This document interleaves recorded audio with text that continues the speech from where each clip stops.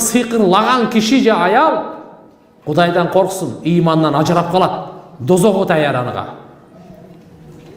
Bundan өтө узак болуш керек. Кара дуа кылып, сыйкырлар өтө күчөйүп кетти азыр.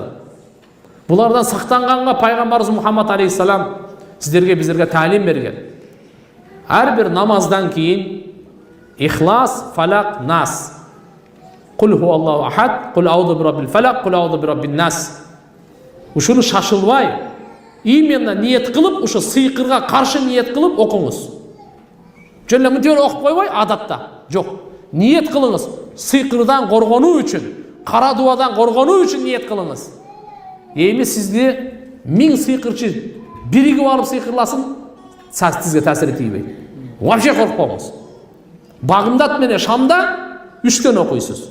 Ихлас, Фалак, Насты. Көптөн убакыт кетпейт да. Biz ушуга дагы зеригип атабызбы?